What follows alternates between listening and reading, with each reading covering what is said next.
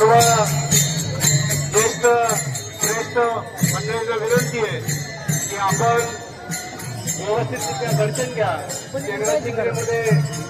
मध्ये सांभाळा सर्वांना विनंती आहे.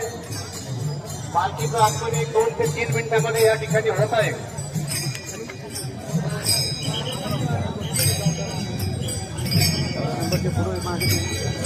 स्वागतम सुस्वागतम सुस्वागतम. जगद्गुरु श्री संत तुकाराम महाराज पालखी सोहळ्याचं आगमन वडोदरामध्ये पाटस पुण्यनगरीमध्ये होत आहे. आलेल्या सर्व भाविक भक्तांचं पाटस ग्रामस्थांच्या वतीने हार्दिक हार्दिक असं स्वागत करण्यात येत आहे. सर्व भाविक भक्तांना नम्र विनंती आहे की आपण या ठिकाणी मोफत आरोग्य सेवा या ठिकाणी उपलब्ध करून दिलेली आहे. वारकऱ्यांना विनंती आहे की आपण या मोफत आरोग्य सेवेचा लाभ घ्यायचा आहे. स्वागतम स्वागतम सुस्वागतम. जगद्गुरु श्री संत तुकाराम महाराज पालखी सोहळ्याचं आगमन वडोदरामध्ये पाटस पुण्यनगरीमध्ये होत आहे. आलेल्या सर्व भाविक भक्तांचं पाटस ग्रामस्थांच्या वतीनं हार्दिक हार्दिक असा स्वागत करण्यात येत आहे. आलेल्या भाविक भक्तांना नम्र विनंती आहे की या ठिकाणी मोफत आरोग्य सेवा उपलब्ध करून दिलेल्या आहे.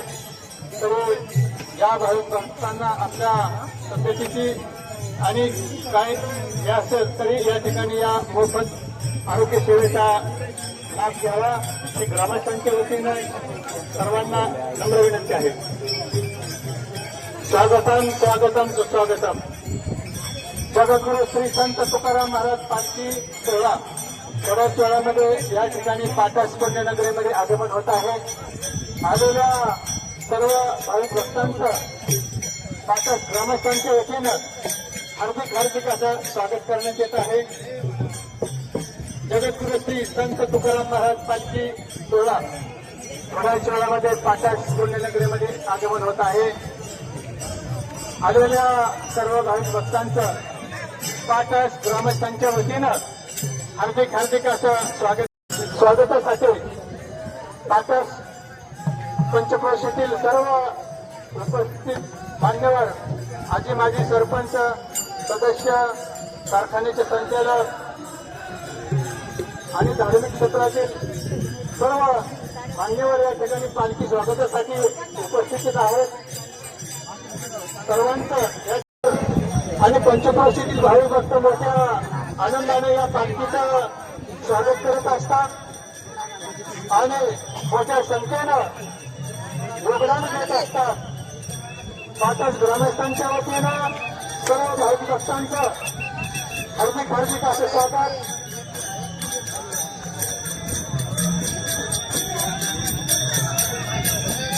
सुस्वागतम सुस्वागतम सुस्वागतम.